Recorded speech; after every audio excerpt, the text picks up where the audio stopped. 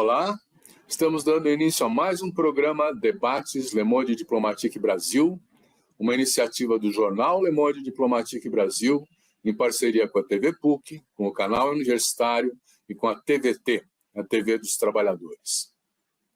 Hoje nós vamos voltar a um tema que está todos os dias nos jornais e está começando a complicar a vida, não só daqueles que são os consumidores, mas também dos produtores. Nós estamos falando das mudanças climáticas e do agronegócio. Que implicações tem a extensão do agronegócio para a nossa sustentabilidade ambiental? Qual é o consumo da água, do solo? Como fica a biodiversidade? Enfim, quer dizer, tem toda uma problemática que vai se colocando como cada vez mais importante em face dos acontecimentos e das extremas manifestações do clima, né? E para tratar desse tema, nós convidamos o Cleiton Campagnola, que eu vou apresentar para vocês agora. O Cleiton é engenheiro agrônomo, mestrado em energia nuclear na agricultura pela USP, doutorado em entomologia pela Texas University, pós-doutorado em economia e meio ambiente na Unicamp. Ele foi diretor do Programa Estratégico de Agricultura Sustentável da FAO, em Roma, presidente da Embrapa, diretor da Agência Brasileira de Desenvolvimento Industrial, é autor e coautor de mais de 100 publicações em desenvolvimento rural, práticas sustentáveis de controle de pragas, agricultura e meio ambiente. Atualmente faz parte do Corpo de Consultores das Nações Unidas para a Alimentação e Agricultura e é membro do Conselho Consultivo e coordenador do Programa Clima e Alimento do Instituto Fome Zero. Cleiton, muito obrigado por estar com a gente. É uma grande satisfação poder contar com você aqui para esclarecer aos nossos telespectadores que impacto essas mudanças climáticas estão tendo na vida dos brasileiros e no agronegócio também, né? Eu queria que você começasse a nos discorrer sobre o significado que tem essas mudanças climáticas. Nós estamos vendo enchentes enormes no sul, secas no nordeste, os rios da Amazônia com pouca água. Isso aí é fruto da ação humana ou é fruto da natureza? Olha, Silvia, muito obrigado. Eu queria te cumprimentar aos ouvintes, aos que estão nos assistindo, na verdade. Esse é um tema bastante importante hoje, né? Embora alguns tentam amenizar, né, esses impactos todos, nós temos visto e presenciado cada vez mais esses eventos climáticos extremos, né? Nós temos visto mais ciclones, tempestades tropicais, mais secas, como você salientou, em contraposição a enchentes, né? Ondas de calor, e isso faz com que nós tenhamos problema, inclusive, aí com a escassez de água em algumas regiões, né? As plantas, elas sentem diretamente os efeitos, os animais também, nessas ondas de calor, quando a seca é excessiva. Então, isso é inegável, né? Não tem como nós negarmos que nós estamos enfrentando cada vez com maior frequência esses eventos climáticos. Obviamente, a agricultura, como ela depende da natureza, do meio ambiente, ela é afetada diretamente por isso, né? E aí nós temos que lembrar que nós temos hoje no Brasil, no mundo, né? No Brasil são 33 milhões de pessoas que passam fome, ou seja, tem um nível altíssimo de insegurança alimentar, né? No mundo, são 735 milhões de pessoas que sofreram de fome em 2022, segundo os dados da FAO. E aí nós temos também um número, né, alarmante que em torno de 3 bilhões de pessoas no mundo não tiveram recursos suficientes para ter acesso a uma dieta saudável. Quer dizer, então nós estamos num dilema, né? O mundo produz alimento suficiente, porém nós não conseguimos erradicar a fome. Do jeito que nós estamos, nós nunca vamos erradicar a fome e atingir a meta do Objetivo de Desenvolvimento Sustentável número 2, que é a erradicação da fome no mundo. Então, é muito difícil nós imaginarmos que nós produzimos alimento suficiente, mas as pessoas não têm acesso, principalmente devido à falta de renda, né? quem não tem renda não tem acesso. Não adianta você produzir. Então, nós temos sempre que olhar essas duas vertentes. Quer dizer, é importante produzir? Ok, é importante produzir. Mas também as pessoas têm que ter recursos suficientes, renda suficiente para ter acesso aos alimentos saudáveis. Né? Cleiton, nós não estamos falando de arroz e feijão, né? Porque o agronegócio não produz arroz e feijão. Né? Quer dizer, eu tenho a impressão, pelo pouco que eu sei da história, né, que a maior parte da produção do agronegócio vai para alimentar outros animais, né? Para servir de alimento para porco, para gado, para não sei o quê, que vão ser consumidos em outros lugares, não no Brasil, né? Como é isso? Então, nós precisamos olhar com cuidado, sabe, Silvio, porque a gente fala muito da agricultura familiar. A agricultura familiar, na verdade, se a gente olhar o censo agropecuário de 2017, né, o último, o anterior tinha sido feito em 2006, houve um decréscimo no número de estabelecimentos da agricultura familiar em 10% naquele período. E nós estamos prevendo já que no próximo censo agropecuário nós vamos continuar tendo talvez um nível até maior de agricultores familiares que deixaram de produzir. Mas a realidade, na verdade, muito se fala, né, de que o agronegócio não produz alimentos. Produz, né? Produz. Mas produz os alimentos básicos, principalmente também para o mercado interno. Né? A agricultura familiar é muito importante, principalmente na produção de frutas, de legumes, hortaliças de um modo geral, né? Folhosas aí, nas verduras, etc. Então, aí sim, a agricultura familiar é extremamente importante, né? E na verdade, esse grupo de alimentos que são considerados aí pelos especialistas, né, em saúde, os alimentos mais saudáveis, né, que faltam na dieta. Então, o mundo vive um dilema de excesso de produção de calorias, né? Consome muito arroz, trigo, milho, né? Muitas calorias. Pra você ter uma ideia, 60% do consumo mundial de calorias vem de 4 produtos apenas. É milho, trigo, esse que eu falei, arroz, trigo, milho e soja. Porque a gente não consome soja, mas os países asiáticos consomem muita soja, né? Principalmente China. Né? Então, nós temos esse dilema também de produzirmos muitas calorias e aí, em decorrência disso, nós temos os alimentos ultraprocessados, né? E nós temos um problema no mundo hoje de obesidade, de pessoas com sobrepeso.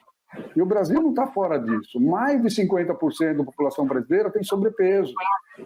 Então, quer dizer, é um dilema essa questão da produção. Então, voltando à questão da produção da agricultura familiar, é difícil identificar, porque muitos dizem que a agricultura familiar é responsável por 70% da produção de alimentos. Mas em quê? Em valor, em quantidade? Porque é difícil você comparar, né, produtos, soja, comparar com frutas, quer dizer, em termos de peso, porque os valores são outros, é muito diferente, né, você colocar isso tudo no mesmo contexto. Então, é importante essa diferenciação. Então, nós temos que tomar cuidado com esses números, achando que o agronegócio também não produz alimentos para o nosso consumo. E aí que vem um problema. Por exemplo, feijão. A agricultura familiar produz aí, no máximo, 20% do feijão que a gente consome, embora o brasileiro tenha diminuído muito o consumo de feijão. Né? Arroz e feijão, que era uma dobradinha fantástica em termos nutricional, teve uma redução muito grande no consumo. Então, o que eu quero dizer é isso, quer dizer, a agricultura familiar é importante? Extremamente importante. Né? Nós temos hoje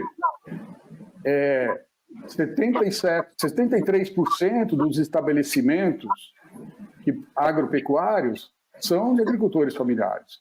77% de estabelecimentos e 23% da área. Né? Então, o agronegócio é justamente o contrário. Né? A área é enorme, 77% da área, com 23% dos estabelecimentos. Então, eles têm, sim, uma produção, e aí que mora o risco. Quer dizer, você consome produtos, muitas vezes, que foram produzidos com excesso de agrotóxicos, de fertilizantes, enfim, a gente não tem muito controle sobre isso no Brasil. Tá? Então, você leva o veneno para a mesa, né? Quer dizer, nesses alimentos. Olha, eu trabalhei muito nessa questão dos agrotóxicos e me preocupa muito, Silvio, porque nós estamos na contramão. Nós, ao invés de diminuir o consumo de agrotóxicos, a utilização, nós estamos aumentando.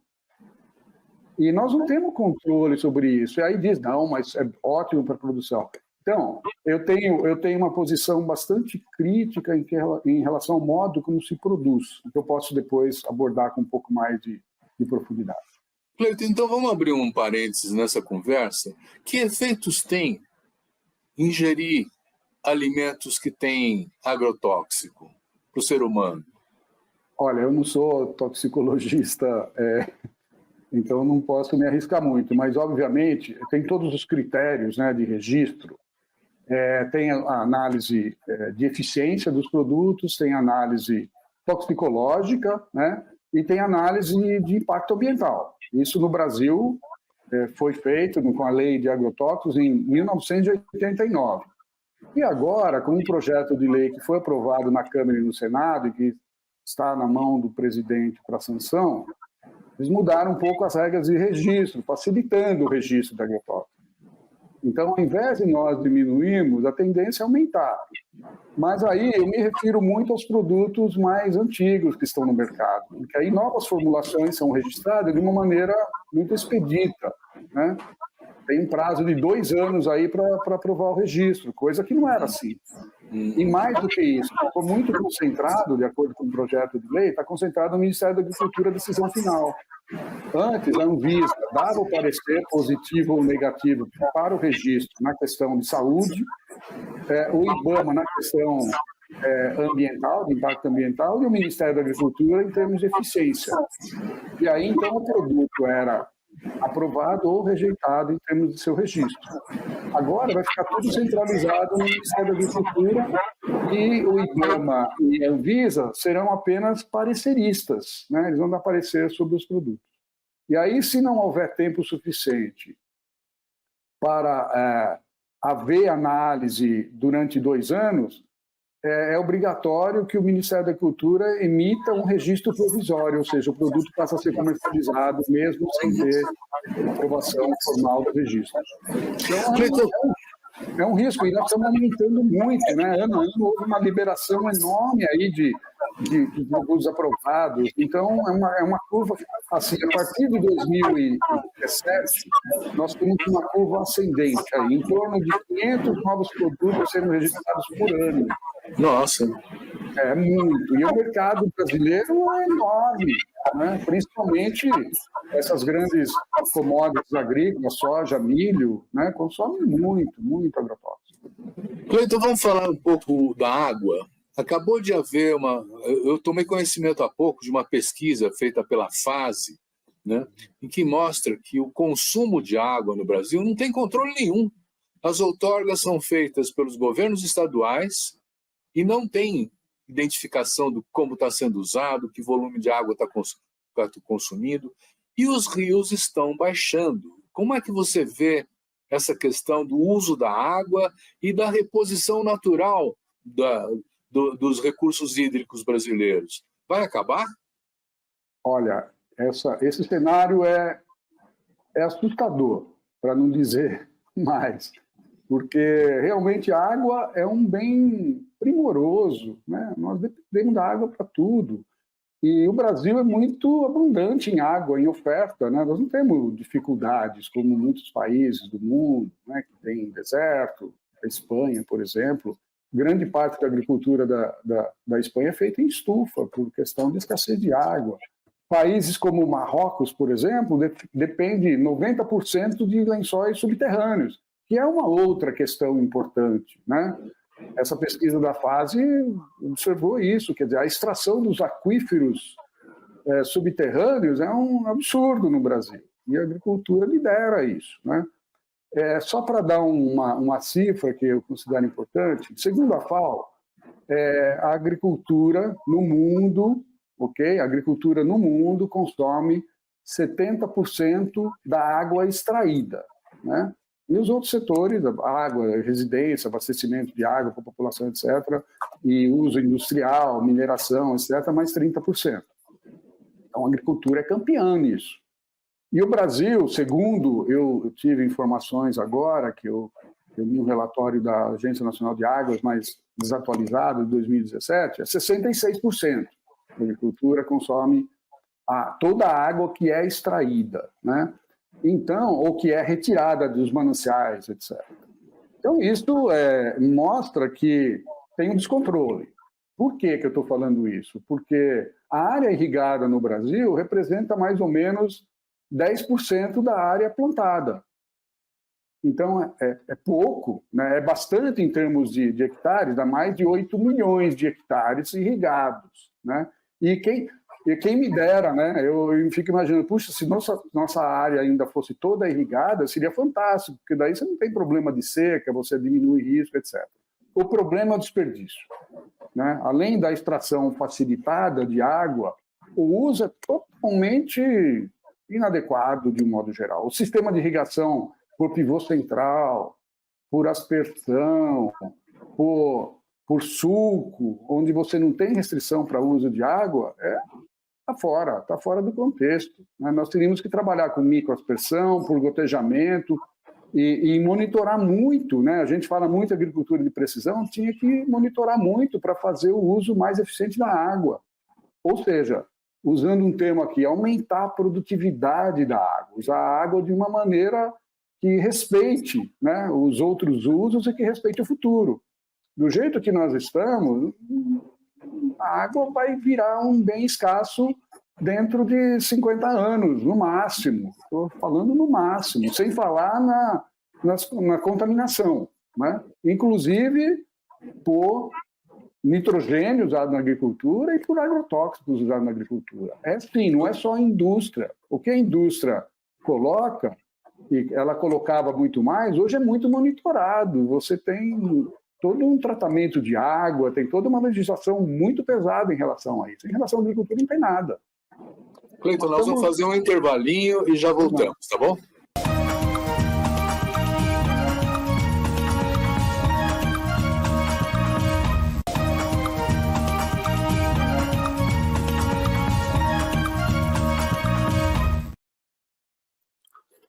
Cleiton, você tinha acabado de fazer menção a outras técnicas de irrigação, como gotejamento, coisas assim. O que me sugere que a gente tem um desperdício absurdo de água, né? Quer dizer, é possível estabelecer algum tipo de regramento em que se imponha o uso de uma técnica mais econômica que não desperdice a água? Já tem isso? Tem várias técnicas práticas de manejo da água, né? Uma delas é muito interessante, quer dizer, é você, primeiro, monitorar com muito maior rigor quando você vai irrigar e a quantidade de água que você vai colocar, né? Hoje, no controle, poucos fazem isso, né? Que a gente fala em agricultura de precisão, na verdade, tem que ser usado aí. Inclusive, diferentes solos, né? Tem que ser irrigados de maneira diferente. E mesmo numa mesma gleba agrícola, você pode ter variação no solo, e tem, né? Então, você tem que tratar isso de maneira específica, localizada, né? Os sistemas que a gente fala georreferenciados já estão disponíveis, é uma questão agora de incorporar. Existem técnicas de irrigação, de captação de água de chuva, né? A Embrapa tem isso, né? Que eles chamam o sistema barraginha, onde você, no sentido da enxurrada, você faz pequenas barragens, onde você, na verdade, armazena água. Então, tem que mudar muito. E melhorando, inclusive, o teor de matéria orgânica no solo, você aumenta a retenção de água no solo, você diminui a necessidade de irrigação. Por que a soja? A soja não é a cultura mais irrigada no Brasil. A cultura mais irrigada no Brasil, desses 8 milhões, a primeira é a cana-de-açúcar, né? E a soja vem em terceiro lugar. Tem 600 e poucos mil hectares irrigados, que é bastante, mas em relação à área de soja plantada, que são 43 milhões de hectares... Você diz de cana, né? Não, estou falando da soja agora. Da soja. Da soja, 43 milhões de hectares de soja, e nós temos em torno aí de entre 500 e 600 mil hectares irrigados, né? Então, o problema está, na verdade, no excesso e nas facilidades de acesso à água. Nós, na verdade, não estamos levando a sério esse futuro, esse problema de possível impacto, né, das mudanças climáticas na escassez de água. Nós não estamos levando isso em conta. E a qualidade da água, Silvia, é uma coisa que é fundamental. Né? Nós não sabemos. A gente paga a água quando a gente abre a torneira em casa, nas cidades, né? Quer dizer, ninguém paga água quando usa para produzir agricultura? A agricultura no Brasil ela é bastante, vamos dizer, privilegiada nesse sentido, né? E é difícil também você controlar isso, né? Poucos países cobram pelo uso da água. E no Brasil, acho que vai ser bastante difícil fazer isso. O que teria que entrar muito é pela questão das tecnologias, que já existem, tem muita coisa já conhecida, que pode ser usada, né? E aí entra no problema que nós temos já há muito tempo, que é a questão da assistência técnica, extensão rural, que o setor público saiu, né? Ou está muito precarizado e foi precarizado ao longo do tempo, e o setor privado tomou conta da assistência técnica. E aí são os bancos que dão assistência técnica, porque tem interesse em ter o investimento de volta, né? Amortização do investimento. Tem, geralmente, as cooperativas também, se o produtor é cooperado, também tem. Aí tem um cruzamento, um setor privado que vai lá para vender insumo, mas dá toda a assistência técnica no interesse deles, óbvio, resolve os problemas. Então, essa questão da sustentabilidade, né, no sentido amplo, que a gente tem que considerar questões ambientais, sociais, econômicas, eu acho que é um grande gargalo ainda. Né? A gente trabalha muito aos pequenos pedaços e não trabalhamos de uma maneira integrada. Então, vamos falar um pouco do solo. Uma vez eu estive no Pantanal e me contaram que aquelas grandes plantações de soja são aspergidas por aviões ou por drones agora com o agrotóxico. Quando chove, primeiro o agrotóxico fica no solo. E depois, quando chove, esse agrotóxico escorrega para os curichos, para aqueles pequenos riozinhos que vão formando o Pantanal, que é onde nascem os peixes. A Piracema é subir esses rios para desovar e ter lá o seu berçário. E esse berçário agora está envenenado, está matando os peixes. Né? Quer dizer, como é que você vê a questão do desgaste do solo nesse tipo de agricultura tão intensiva? Olha, vou ser muito honesto nessa questão. Eu me lembro que eu visitei há muito tempo a área que se planta soja acima do Pantanal. E naquela época, o grande problema era a erosão laminar. Quer dizer, é aquela erosão que a chuva leva das camadas superficiais de solo e são praticamente imperceptíveis. A declividade do terreno é muito pequena, né? E é imperceptível. Só que você observava o assoreamento dos rios lá no Pantanal, né? Quer dizer, o acúmulo de terra, de solo nos rios, no leito dos rios, né? Que se chama assoreamento, tecnicamente. Então, hoje, praticamente 100% da área plantada com soja usa o plantio direto, ou seja, o plantio na palha, não se revolve mais o solo com arado, como se fazia, copiando aí a técnica e tecnologia dos países do hemisfério norte, né? Onde o solo fica muito frio, então para você plantar você tem que tombar o solo. E a camada mais abaixo ela não está fria, né? No Brasil, quem foi treinado lá trouxe para cá isso, todos os equipamentos, etc. Então no Brasil, na soja não se faz, na cana também praticamente não se faz. Então esse plantio na palha, onde você abre só o sulco, onde você vai colocar a semente, ou, no caso, outro leite da cana-de-açúcar, isso é um avanço fantástico no Brasil. Qual que é a questão aí? Então, isso diminui a erosão, né? Melhora a umidade do solo, a retenção de água, então diminui a necessidade de irrigação, tá? Então, é uma tecnologia fantástica, embora a gente tenha diferentes níveis da adoção dessa tecnologia, né? Nem todos usam no seu sentido pleno, né? Que tem várias questões que têm que ser consideradas, plantio direto, adubo verde, onde você planta uma planta leguminosa que fixa nitrogênio da atmosfera para diminuir a necessidade de adubação nitrogenada. Então, tem várias coisas que você pode fazer. Isso também vai ao encontro dessa questão da conservação do solo, dos ciclos que tem no solo, né? Que a gente fala, os ciclos biogeoquímicos. O solo não é físico, ele é vivo, tem micro-organismos, ele tem um movimento grande, tem uma biodiversidade enorme no solo, de micro-organismos, etc. Até na FAO a gente usa um termo muito interessante, que a gente falava e fala, né? Saúde do solo. O que é um solo saudável, né? Então, quando você põe excesso de adubo químico, você vai colocando agrotóxicos, você está alterando toda a biodiversidade do solo. Ou seja, você altera o funcionamento de todos esses ciclos. Então, o problema do plantio direto, só para terminar, a dificuldade do plantio direto, esse é um grande gargalo. Ele é dependente do uso de glifosato, herbicida, que é o mais usado no Brasil. É assim, de longe, é o agrotóxico mais usado no Brasil, é muito usado, e aí já antevejo um problema. O glifosato, só para concluir, desculpe, o glifosato, ele está sendo colocado em xeque pela União Europeia, o registro dele, por suspeita de causar câncer, carcinogênico.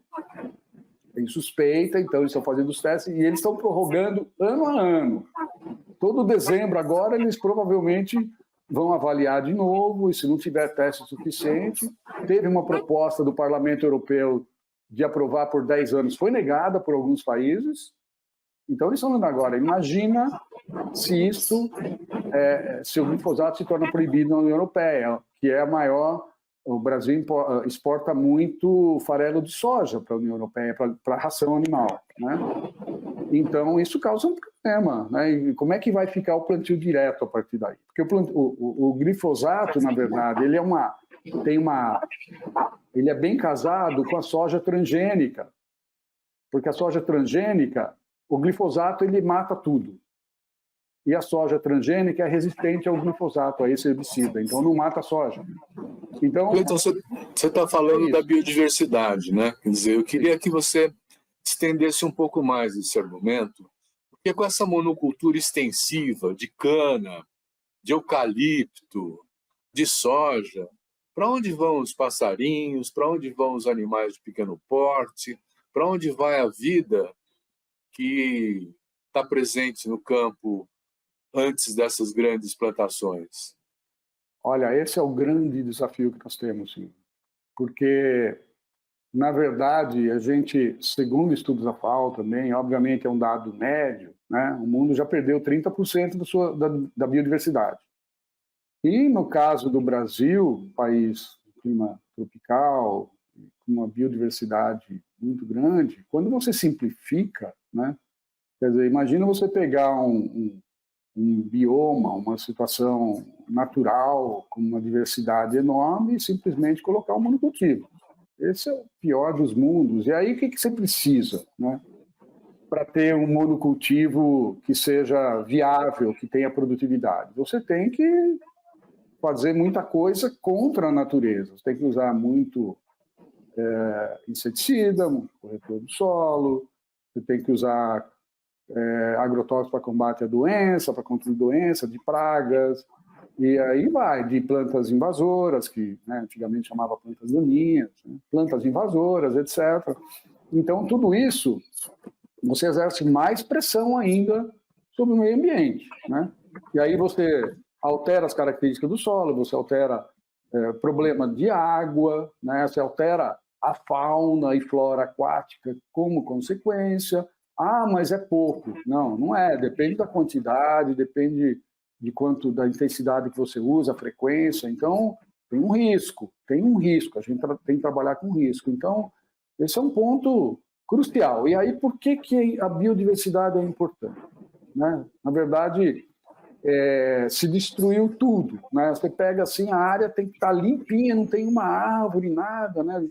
Felizmente isso está mudando um pouco, né? Hoje tem um sistema integrado lavoura, pecuária, floresta, e mais ou menos 13% da área plantada com soja hoje tem esse sistema, que é muito interessante.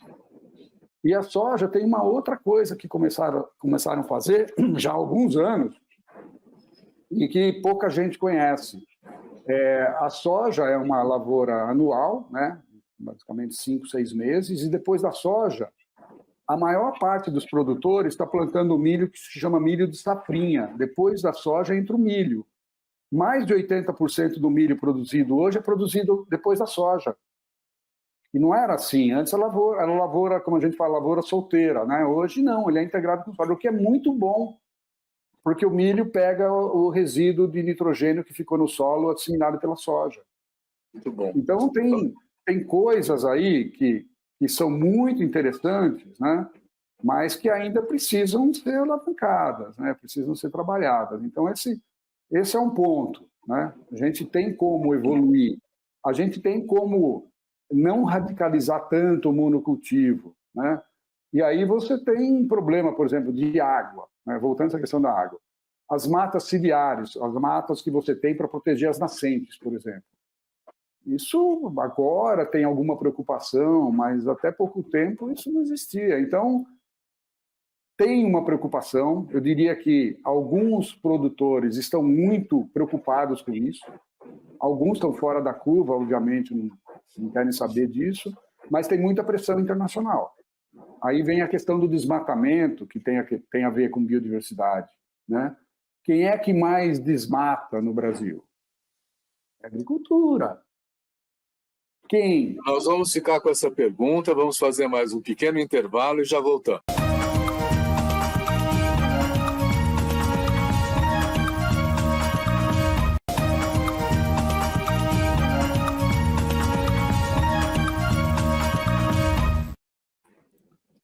Então, Cleiton, quem é que desmata no Brasil? Nós temos a região do Matopiba, né? Que é uma frente de expansão do pasto, da agricultura. Parece que é lá que estão derrubando mais a floresta, né? Então, vamos diferenciar, né? No Cerrado, na verdade, grande parte da área que continua sendo agora, né? Há pouco tempo, vamos dizer, de 4 anos para cá, grande parte da mata que está sendo derrubada não faz parte da reserva legal. Então, está dentro do limite lá, cada propriedade tem que ter 35% de área de reserva legal, área protegida que não pode desmatar.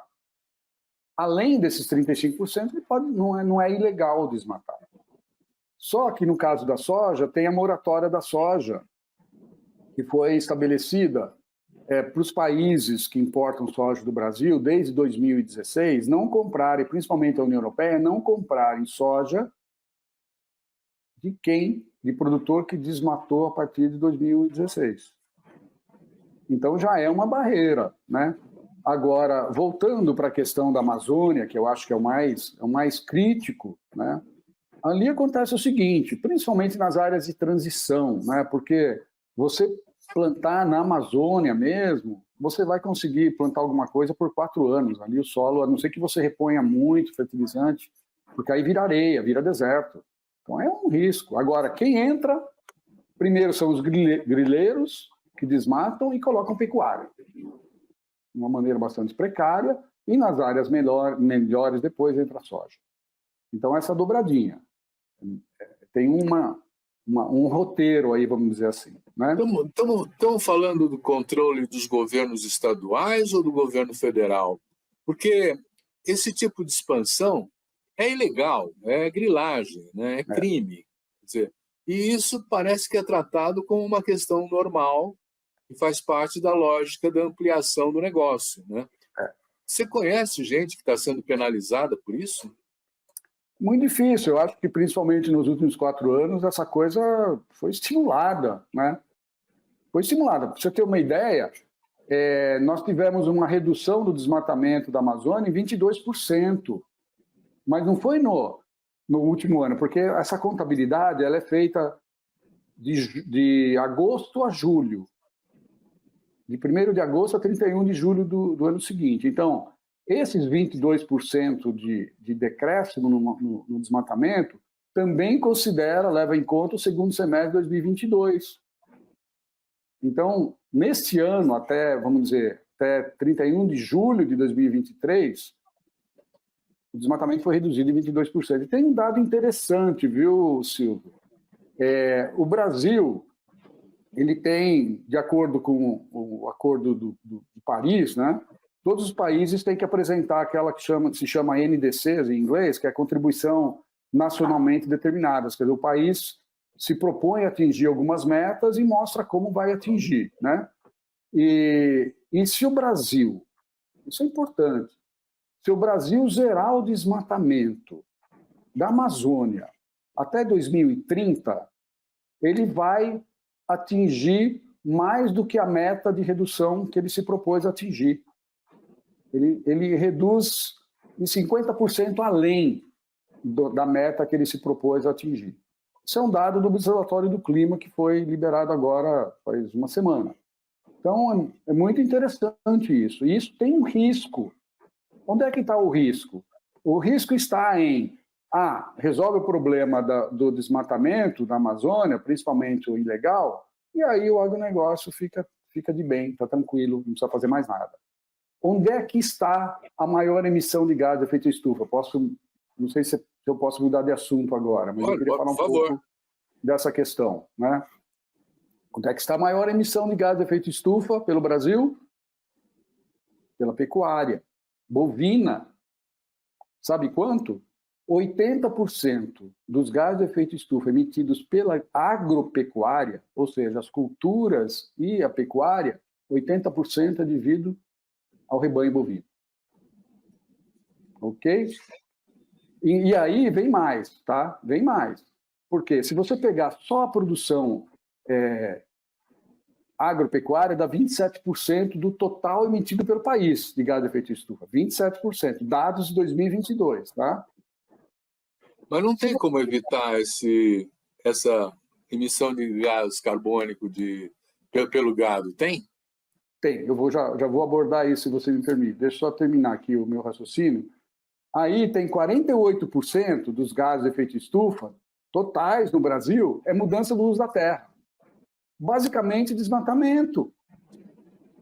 Então, somando esses dois, dá 75% do total de emissões do Brasil, do país.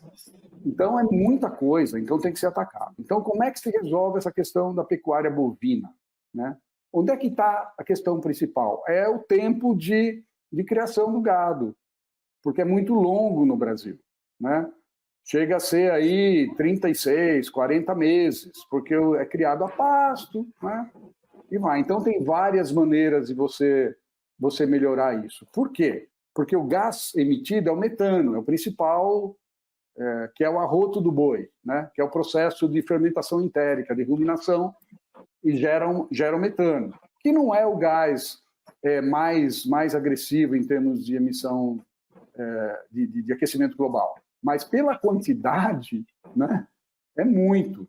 E o Brasil assinou lá o acordo na COP26, lá em Glasgow, em vários países, de reduzir o metano em 30% até 2030. Então, tem sim, além da questão vamos falar dos aterros sanitários, que emitem metano também, mas a pecuária é mais. Pela quantidade de rebanho que a gente tem. Nós temos mais de 200 milhões de cabeças de gado. Aí você entra num tema que é delicado, né? Porque, Desculpe, vamos lá. Por exemplo, você tem hoje, no campo da tecnologia, as Big Techs, né? Que são mais poderosas que governos, têm um faturamento e um valor maior do que os PIBs de muitos países, né? E o mesmo está acontecendo com essa concentração de poder, de terra, de dinheiro, de produção do agronegócio. Você vê que isso é possível de continuar desse jeito? O agronegócio não vai submeter o governo aos seus interesses? já faz isso há muito tempo. Já faz isso há muito tempo, Silvio. Agora, a única forma, as coisas funcionam muito quando vem pressão do consumidor, né? Por exemplo, eu morei na Itália e lá os supermercados, grande parte dos supermercados, tinha uma plaquinha na entrada: olha, aqui nós não temos produtos transgênicos. Porque o consumidor não quer. Então, acho que tem muita pressão. É muito difícil mudar, né? Eles têm muito poder, não é de hoje, né? Isso é histórico, né? É muito difícil mudar, principalmente poder político, no Congresso, etc. Mas eu queria voltar para a questão técnica. É possível, você consegue reduzir, por exemplo, o tempo de permanência do gado no pasto, consegue-se facilmente, pela melhoria dos pastos, por exemplo, melhorar a qualidade dos pastos e melhorar... Se você melhora a qualidade dos pastos, além de você diminuir o tempo de criação do gado para abate, etc., você também melhora as condições do solo e aumenta o sequestro de carbono, diminui a emissão de gás de efeito estufa pela pastagem. Então, melhora de pasto, você diminui ciclo, né? Tem essa questão também agora, que está na pauta, tem probióticos que reduzem até 30%, 40% a emissão de metano. Só que aí tem um custo, mas não aumenta a produtividade. Então, é um custo a mais que, que incidiria sobre o produtor sem ter um retorno, né, financeiro. Então, é mais difícil. Mas tem também uma coisa importante que já se começa a fazer no Brasil: 15% hoje, segundo informações que eu tenho, do gado abatido, na fase final, que se chama de... Porque tem cria, recria e engorda, são 3 fases. A fase final de engorda, de terminação do gado, ela é feita de modo confinado. E aí você consegue reduzir o tempo de abate, entendeu? E esse confinamento é com ração. Como se produz na Europa, por exemplo, nos Estados Unidos, o gado é produzido com ração, é tudo confinado, né? E aqui no Brasil você pode fazer isso, e isso reduz bastante a emissão de gás de efeito estufa, porque criado a pasto, a conversão alimentar é menor, quer dizer, o tanto que o gado come de pasto para ganhar 1 quilo de peso, para ganhar peso, é muito maior do que ração. Então tem tecnologia e tem formas de fazer isso. Ótimo. Só que tem que ter rastreabilidade, tem que ter controle, né? Tem que ter transparência, tem que ter um monte de coisa, porque tem uma coisa que é muito importante. As empresas, tem 3 empresas que dominam o mercado nacional de exportação aqui, que exportam.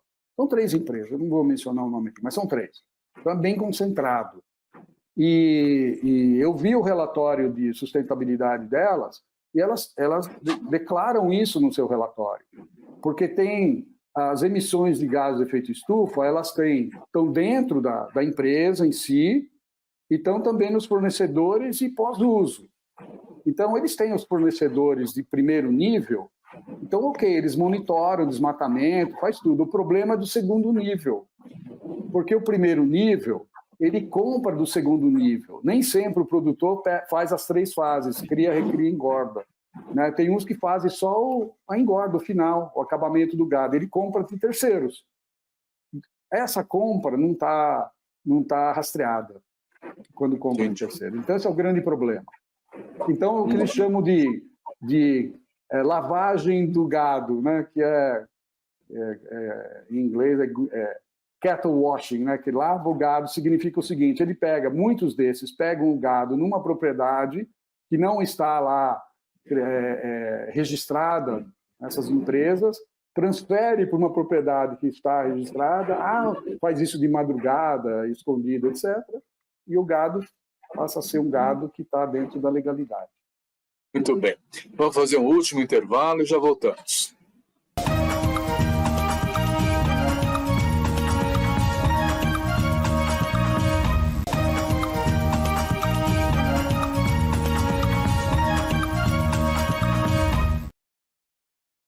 Cleiton, o Lula tem falado que tem muita pastagem para ser recuperada, que não precisa derrubar a floresta.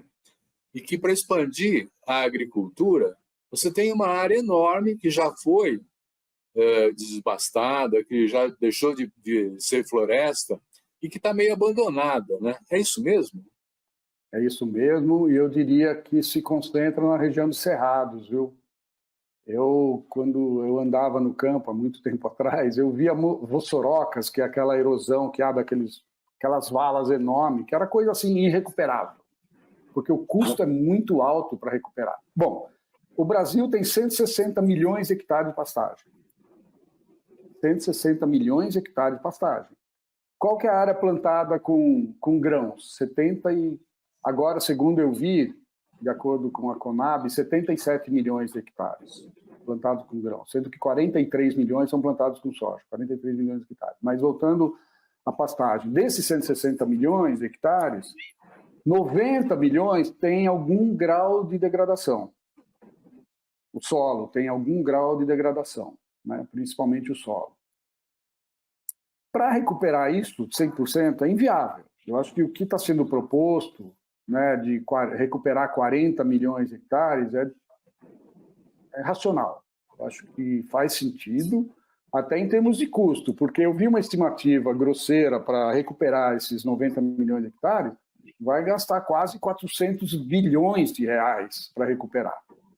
Então, esse é o problema, o Silvio, porque tem a degradação, né? Tem um custo social muito grande, né? E que, na verdade, não é internalizado nem pela produção, nem pelas empresas, por ninguém. Né? Mas botar a floresta abaixo também não tem custo? Total. Então, é tudo isso. O que é mais custoso? Recuperar a pastagem ou botar a floresta abaixo? Recuperar a floresta, você diz. Recuperar a pastagem. Recuperar a pastagem ou abrir nova área de plantio, derrubando a floresta. Ah, não. Tem que recuperar a pastagem. Principalmente, tem até nível moderado de degradação, tem em torno de 60 milhões de hectares. Então, por isso que eu disse que 40 milhões já é um... Se você conseguir incorporar isso à produção, ok. O que nós não podemos permitir, como se fazia no passado, abrir novas áreas. Isso tem que parar. Zero expansão. Não precisa. Né? Então, nós temos... E também tem uma coisa que me preocupa muito, é esse aumento de produtividade, etc. Tem que ter um limite. Porque a hora que você vê a questão ambiental e social, você tem que tomar cuidado, porque o que você está degradando, você está, na verdade, interferindo na coletividade, não é só na sua propriedade. Né? Então, tem um estudo, Silvio, que foi lançado faz um mês pela FAO, eles chamam de custos escondidos da agricultura. 12,7 trilhões por ano de custos à saúde e custos ambientais. Muito mais à saúde, principalmente na questão de produção de alimentos que não sejam saudáveis. Então tem um custo enorme, porque a gente tem as doenças que a gente chama não transmissíveis ou negligenciadas, etc., diabetes, né? Doenças cardiovasculares, tem uma série de doenças que estão aí, tem um custo no sistema de saúde, tem um custo para a sociedade, né? E o meio ambiente, idem, só que isso não é internalizado, isso não é contabilizado. Né? A hora que se você fosse contabilizar isso, é uma cifra astronômica. Então, é uma questão que eu acredito que tenha que ser mais debatida em todos os níveis. Né? Não dá para falar, o governo federal tem que fazer tudo. Eu acho que tem o seu papel, mas tem papel dos estados e tem principalmente papel dos municípios. Os municípios é que estão na ponta, eles têm que puxar isso. Né? Se não puxa, não acontece nada, é muito difícil. No fundo, no final das contas, são os municípios que operacionalizam tudo isso. Tem que puxar, mas como os prefeitos, em geral, são fazendeiros ou fazem parte da elite local, que é de fazendeiros, eles estão meio em conluio, né? Quer dizer, não tem fiscalização e até tem um favorecimento para que esses negócios prosperem, né? Na forma de como são organizados hoje em dia. Eu queria fazer uma pergunta para você, pensando que esse seu papel de diretor do Programa Estratégico de Agricultura Sustentável da FAO deve ter também permitido que você elaborasse proposições, né? Quer dizer, o que você acha que esse governo atual tem que fazer a partir da realidade que nós temos hoje?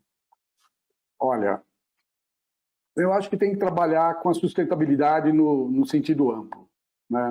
Eu trabalhei com isso e a minha grande questão na FAO foi, na verdade, tratar a sustentabilidade no sentido amplo, que é o quê? Olhar a questão econômica, o quê? Sem produzir, sem economicidade, você não vai a lugar nenhum. Questão social, geração de emprego, qualidade de emprego, etc., né? Renda, né? E a questão ambiental. Isso tem que ser tratado junto. Aliás, eu desenvolvi, junto com os estatísticos da FAO, um indicador específico para a agricultura sustentável que não existia para constar nos Objetivos de Desenvolvimento Sustentável. Na verdade, isso está no Objetivo de Desenvolvimento Sustentável 2. Está lá, produção sustentável de alimentos e tal. Então, eu consegui. E tem os indicadores, são 11 subindicadores na questão econômica, social e ambiental. Que os países agora têm que fazer um relatório reportando isso, entendeu? Com muito critério, né? Que é muito difícil. Tem país que não tem nem estatística, nem levantamento de dados, mas trabalha com um mundo bem diferente. Uma outra coisa que a gente fez muito, principalmente porque agricultor familiar, na maioria dos países pobres, o que predomina é a questão da agroecologia, né, que eu puxei muito na FAO. Eu fiz 2 grandes seminários internacionais, eu não, né? Eu na verdade, articulei para que isso acontecesse, defendi, etc., com participação de mais de 2.000 pessoas em cada um no mundo todo, né? No sentido de colocar a agroecologia na pauta, porque a FAO ainda, com todas essas questões, ainda ela está muito nos critérios da Revolução Verde, né? Dessa agricultura, da monocultura, etc., por pressão dos países desenvolvidos que fazem parte da FAO, né? Então, a agroecologia é uma grande saída para o pequeno, porque aí o que é isso, né? É você tratar, primeiro, tem diversidade, né? Você produz, não é apenas um produto, é mais do que a agricultura orgânica, porque ela trabalha com uma diversidade do sistema produtivo, e usando aquilo que você tem na natureza, né? Preservando os polinizadores, que são importantes, são responsáveis por 20%, 30% da produção, que ninguém percebe isso, o controle biológico natural, a qualidade do solo, mantendo a biodiversidade do solo, trabalhando de uma outra forma, sem depender dos insumos externos tradicionais. Então, e aí tem a questão social envolvida, tem a questão do conhecimento local tradicional, onde você tem inovação, não é só, não, então vamos voltar ao passado. Tem que evoluir, tem que usar a tecnologia digital, tem que inserir mais dentro de um outro conceito, não é esse conceito meramente produtivista. Mas nós já temos um acúmulo, né? A Embrapa é importante, tem pesquisa científica, quer dizer, nós não estaríamos partindo do zero, né? Tem muita coisa feita, né? E eu insisto muito nisso. Eu acho que a mobilização da sociedade ela só vai acontecer, infelizmente, a partir do momento que a gente resolver a questão da desigualdade, né? Que é uma doença crônica que a gente tem, a questão da fome, que para nós do Instituto Fome Zero é uma catástrofe, e a gente normalizou, a tendência é normalizar essas coisas, normalizamos a escravidão, normalizamos a ditadura, né? E a gente vai normalizando, né? Então, infelizmente é assim, né? E a fome é um direito, na verdade está na Constituição brasileira que a fome é um direito. Olha só. Na verdade, comida tem, né? O que não tem é dinheiro para comprar, né? É isso. É exatamente isso. Então, não é um problema ligado à agricultura ou à produção, é a desigualdade mesmo. Quer dizer, é essa marca, essa chaga da sociedade brasileira que deixa 80% da população numa situação de pobreza, né? E aí, Silvio, a gente tem que pensar assim, produção, agricultura familiar, local, para o consumidor local. Não tem que entrar na rede de supermercado, e aí pronto, aí já não... Aí você tem a renda que vai ser assimilada pelo grande capital, aí não vai dar acesso, né, para os pequenos a um preço acessível, alimentos de qualidade. É isso que a gente precisa, saudável, limpo, etc. Então é isso que a gente defende. Nós estamos chegando ao fim do nosso programa. O papo é bom, mas o tempo passa rápido, né? Eu queria deixar você falar as suas últimas palavras, aí, o que você quiser, né? E temos aí 1 minuto e meio. Por favor. Olha, para fechar, eu acho que no Brasil, a gente tem essas dificuldades todas, né? Eu, às vezes, fico até desanimado. Puxa, quanto tempo que eu trabalho com isso, tento mexer e as coisas, às vezes, dão um passo para frente e 10 para trás, né? Mas tem evolução, sabe? Tem coisas indo para frente. Eu vou citar um exemplo. Está entrando muito em pauta, embora eu concorde em parte da forma como é feita, o uso de bioinsumos. Os bioinsumos substituem os agrotóxicos. Os bioinsumos melhoram o solo, por exemplo, né? As bactérias fixadoras de nitrogênio que você coloca na semente, elas fixam o nitrogênio de graça. Aliás, na soja, praticamente a soja não usa adubação nitrogenada, é tudo fixação biológica de nitrogênio, desenvolvido pela Embrapa, que é uma das grandes tecnologias de sucesso da Embrapa. E tem também bioinsumos que você usa no solo que melhora a absorção de nutrientes pelas plantas, etc., e que são acessíveis. Então, tem um registro já de bioinsumo no Ministério da Agricultura, que é um número enorme. Agora eu não tenho o número, mas é muita coisa que já está registrada. Por que não se usa mais? Por causa do custo. Ainda não compete com os agrotóxicos, mas isso nós vamos chegar lá, né? Mas a minha ideia, na verdade, é trabalhar de uma maneira um pouco mais integrada e sistêmica, né? Não é uma tecnologia individual que resolve. Na verdade, você tem que olhar o todo e como essas coisas se interrelacionam. Então, essas soluções fáceis para sistemas complexos, sistemas naturais, elas não funcionam. Então, o que gera menor impacto, o que gera melhor qualidade de vida, que, enfim, você trabalha de uma maneira diferente. Eu acho que esse é o grande desafio que nós temos, né? Qual que é o grande problema? A agricultura hoje, principalmente as commodities agrícolas. O Brasil continua grande exportador, vai continuar sendo, pela extensão de terra que tem, e que salva, na maioria das vezes, a balança de pagamentos. Então, esse é um ponto difícil, né? Porque tem uma contribuição, né? Só que tem esses custos escondidos, né? Como a FAO diz, que não são contabilizados. Então, nós temos que trabalhar com isso, e a pressão da sociedade, isso é importante. Eu acho que se a gente não tiver a formação da consciência, eu acho que aos poucos isso vai ser construído, ou se nós não construirmos, a pressão vem de fora, está vindo já de fora, né? Então, Cleiton, você está contribuindo para isso com a tua fala, de esclarecer os nossos telespectadores sobre as implicações da política atual, como é que a gente sai disso. Eu quero agradecer muito ao Cleiton Campagnoli pelo papo excelente que tivemos agora, e agradecer a você também que nos assiste, dizendo semana que vem tem mais. Até lá.